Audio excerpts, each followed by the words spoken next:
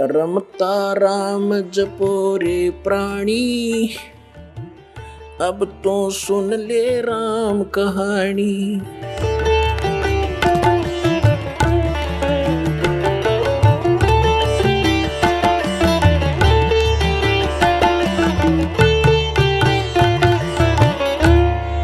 तो इसके समझने के लिए हमें थोड़ा समय चाहिएगा। अब जैसे देवी भागवत में, देवी पुराण में देवी जी उस हिमालय राजा को ज्ञान दे रही है और उसको बता रही है कि तू सब पूजाएं छोड़ दे, मेरी पूजा भी मत करना यदि तुझे आत्म कल्याण चाहिए। अब जितना इसको ज्ञान था कि कैसे आत्म कल्याण कितना मानती थी, तो बताया कि उस ब्रह्म की केवल ब्रह्म का एक मंत्र है और उसका जाप करता कर तू तेरा कल्याण होगा और जो वो ब्रह्म लोक में रहता है वहां चला जाएगा। देखिएगा, यह देखिएगा देवी भागवत, यह गीता प्रेस गोरखपुर से प्रकाशित है। संक्षिप्त देवी भागवत यानी देवी पुराण, संपादक हनुमान प्रसाद पोदार, चिमन लाल गोस्वामी।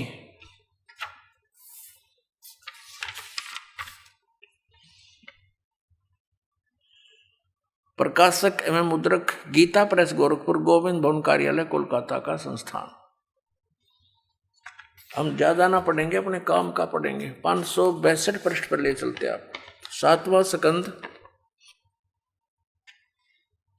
संक्षिप्त देवी भागवत, 562 पृष्ठ पे। यहां देवी के द्वारा हिमालय को ज्ञानोपदेश, ब्रह्म स्वरूप का वर्णन देवी जी कहने लगी। पहले तो अपने बारे में बताती है, फिर कहती है कि उस ब्रह्म का क्या स्वरूप है यह बतलाया जाता है, जो प्रकाश रूप सबके अत्यंत समीप में स्थित, हृदय रूप गुहा में स्थित होने के कारण गुहाचर नाम से प्रसिद्ध और महान पद अर्थात परम प्राप्य है। वह ये परम सत्य, हम थोड़ा सा पढ़ेंगे। अमृत अविनाशी तत्व है, सौम्य उस वेदने योग्य लक्ष्य का तुम वेदन करो, मन लगाकर उसमें तन्मय हो जाओ। यहां देखना, उस एकमात्र परमात्मा को जाने, दूसरी सब बातों को छोड़ दे। यानी सबकी पूजा, इवन अपनी पूजा को भी छोड़ने को कह रही है देवी जी। यही अमृत रूप परमात्मा के पास पहुंचाने वाला पुल है। संसार समुद्र से पार होकर अमृत स्वरूप परमात्मा को प्राप्त कराने का सुलभ साधन है। इस आत्मा का ओम के जप के साथ ध्यान करो, ओम नाम जाप करो उसका। इससे अज्ञान में अंधकार से सर्वथा परे और संसार समुद्र से उस पार जो ब्रह्म है उसको पा जाओगे। ओम के नाम से ब्रह्म प्राप्ति होगी, तुम्हारा कल्याण हो। और वो ब्रह्म कहाँ रहता है? वह यह सबका आत्मा ब्रह्म, ब्रह्मलोक रूप दिव्य आकाश में स्थित है। वह ब्रह्म लोक में रहता है और ओम के नाम से तुम उस ब्रह्म को प्राप्त हो जाओगे, पा जाओगे। और वो कहाँ रहता है? ब्रह्मलोक में। अब क्या सिद्ध हुआ कि ओम नाम के जाप करने से कौन सी परम गति है? ब्रह्मलोक प्राप्ति है। श्रीमद् भगवद गीता अध्याय नंबर 8 के श्लोक नंबर 16 ने स्पष्ट कर दिया है कि वहां गए हुए भी जन्म मृत्यु में रहेंगे, पुनः लौट कर आएंगे।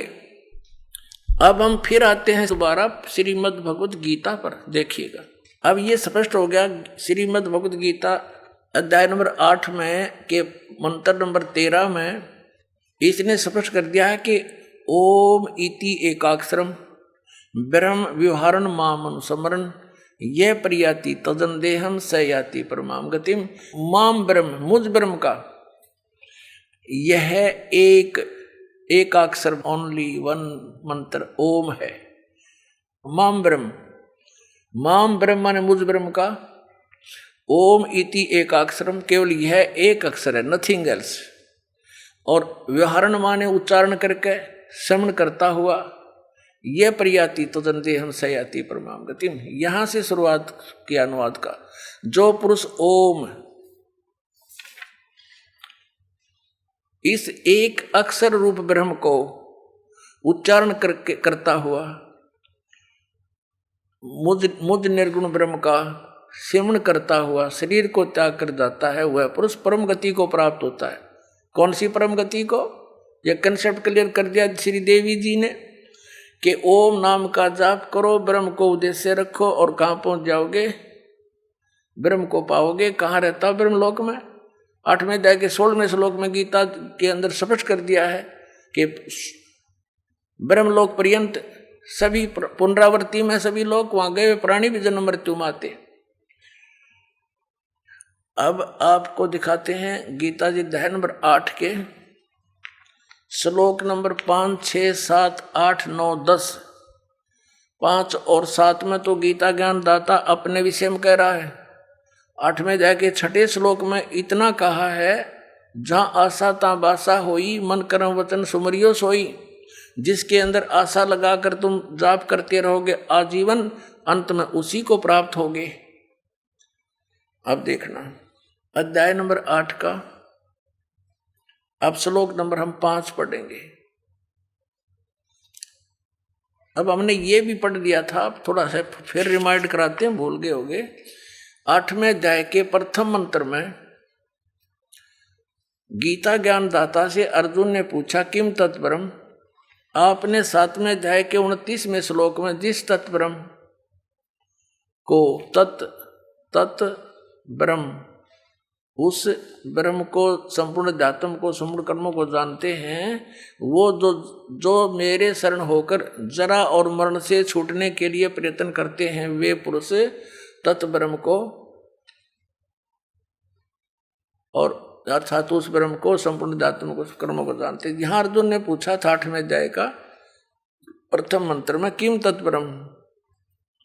इस गीता ज्ञानदाता ने 8वें अध्याय के 3रे श्लोक में, 8वें अध्याय के ये 3रे श्लोक में उत्तर दिया, वह परम अक्षर ब्रह्म है। अब हम 8वें अध्याय के ये 5वें श्लोक में कहता है, जो पुरुष अंत काल में भी मुझको ही सुमरण करता हुआ शरीर को त्याग कर जाता है, वह मद भावम यानी मेरे भाव को प्राप्त होता है, मेरे में भावित रहता है। इसका अर्थ ये है, ये गलत लिखा है, इससे इसमें कुछ भी संशय नहीं। और 6ठे में ये बताया है कि ये नियम है, यम माने ये नियम है। ये देखना, अब हम 6ठा पढ़ रहे हैं। कुंती पुत्र मनुष्य अंत काल में जिस भी भाव को समरण करता हुआ शरीर का त्याग करता है, उसको ही प्राप्त होता है। सदा उसी भाव से भावित रहता, तद भाव भावती, तद भावम तद भाव भावती। ये क्या बताया है कि जो अंत में उसी जिसके आस्था रहेगी उसी को प्राप्त होगा, जहां साता वासा हुई। और यहाँ 7वें में कहा है कि इसलिए सब प्रकार से सब समय में मेरा स्मरण कर, अनुस्मर मेरा स्मरण कर और युद्ध भी कर, मुझ में अर्पण किए हुए मन बुद्धि युक्त होकर तो निसंदेह मुझे प्राप्त होगा। अब 8वें में फिर क्या कहा है कि यदि अब अभ्यास योग युक्तेन चेतसा, यहां देखना इनके अनुवाद नहीं का पढ़ते हैं। हे पार्थ, ये नियम तो पहले वाले में था। हे पार्थ, परमेश्वर के ध्यान के अभ्यास रूप योग से युक्त दूसरी ओर न जाने वाले चित्त से, यानी उस परम अक्षर ब्रह्म के, हे पार्थ, ये नियम है कि परमेश्वर के ध्यान के अभ्यास रूप योग से युक्त दूसरी ओर न जाने वाले चित्त से निरंतर चिंतन करता हुआ मनुष्य परम दिव्य पुरुष यानी परम अक्षर ब्रह्म को, उस परम प्रकाश रूप दिव्य पुरुष परमेश्वर को ही प्राप्त होता है ना। उससे दूसरा हो गया गीता ज्ञानदाता से। और 9वें में फिर कहा, इसमें स्पष्ट भी किया है कवियम पुराणम, पर इसको अभी छेड़ेंगे नहीं, लंबा चैप्टर बन जाएगा। कवि का अर्थ बाद में देखेंगे। जो पुरुष सर्वज्ञ अनादि सबके नियंत्ता, सूक्ष्म से अति सूक्ष्म यानी सबके नियंत्ता, गीता से ज्ञानदाता से अन्य है, वो सबका मालिक और सबके धारण पोषण करने वाला, वो मूल जड़ रूपी परमात्मा अचिंत स्वरूप और आदित्य वर्णम सूर्य की सदृश प्रकाश रूप नित्य चेतन, आदित्य वर्ण माने सूर्य की तरह तेजो में है, उसका प्रकाश में शरीर है भगवान का। अविद्या से अति परे, अविद्या से अति परे शुद्ध सच्चिदानंद घन ब्रह्म परमेश्वर का स्मरण करता है जो व्यक्ति। अब हम 8वें अध्याय का 10वां श्लोक पढ़ रहे हैं। 9, 8, 9 हमने पढ़ लिया, जिसमें गीता ज्ञानदाता किसी अन्य परम अक्षर ब्रह्म की महिमा बता रहा है। उसकी भक्ति करता हुआ वह भक्ति युक्त पुरुष अंत काल में योग बल से, योग बल माने भक्ति की शक्ति से, बरकुटी के मध्यम में प्राणों को अच्छी प्रकार स्थापित करके फिर निश्चल मन से स्मरण करता हुआ उस दिव्य परम पुरुष को, उस परम अक्षर ब्रह्म को ही प्राप्त होता है। श्रीमद् भगवद गीता अध्याय नंबर 17 के श्लोक नंबर 23 में गीता ज्ञानदाता कहता है उस परम अक्षर ब्रह्म के पाने का, सच्चिदानंद घन ब्रह्म के पाने का 3 मंत्र का जाप है। ओम तत्सत, अपना तो इसने सार्वजनिक कर रखा है, और तत् और सत का इसको ज्ञान नहीं, क्योंकि इसने उस समय आवेश में आकर के परमात्मा के उस ज्ञान का नाश कर दिया। फिर परमात्मा आकर वो ज्ञान बोलते हैं स्वयं अपने अन्य रूप धारण करके, तो ये उसको ये इसके एजेंट समझ नहीं पाते। परमात्मा इस तरीके से उसको अपनी वाणी में छुपा कर जाते हैं, फिर या स्वयं आते हैं या अपना दास भेजकर अपने बच्चों तक उस ज्ञान को फिर सार्वजनिक कराते हैं। अब 17वें अध्याय के 23वें श्लोक को फिर दिखाते हैं आपको, देखिएगा। ये श्रीमद् भगवद गीता 17वें अध्याय का 23वां श्लोक दिखाते हैं, अध्याय नंबर 17 का ये 23 नंबर मंत्र है। ओम तत्सति, ओम तत्सत इति निर्देशः ब्रह्मणे त्रिविध समृतः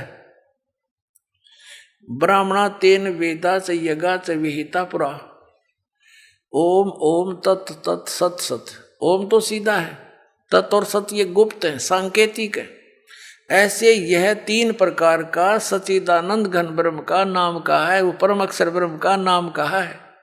अब ये क्या स्पष्ट हुआ कि श्रीमद् भगवत गीता में गीता ज्ञानदाता ये ऑप्शन छोड़ रहा है कि उस परम अक्षर ब्रह्म के पाने की विधि उस सूक्ष्म वेद में है। उस ज्ञान को तू तत्वदर्शी संतों के पास जाकर समझ, वो सच्चिदानंद घन ब्रह्म की वाणी में निहित है। अपने आत्मा ये 3 अक्षर का मंत्र जो है ये साधना है। आप सुन रहे थे जगत गुरु तत्वदर्शी संत रामपाल जी महाराज जी के मंगल प्रवचन। अधिक जानकारी के लिए विजिट कीजिए हमारी वेबसाइट www.jagatgururampalji.org। संत रामपाल जी महाराज जी के शुभ आशीर्वाद से पूरे विश्व भर में 500 से भी ज्यादा नाम दीक्षा केंद्र हैं, जिन पर संत रामपाल जी महाराज जी द्वारा ऑनलाइन निशुल्क नाम दीक्षा दी जा रही है। अपने नजदीकी नाम दीक्षा केंद्र का पता करने के लिए संपर्क करें 8222880541।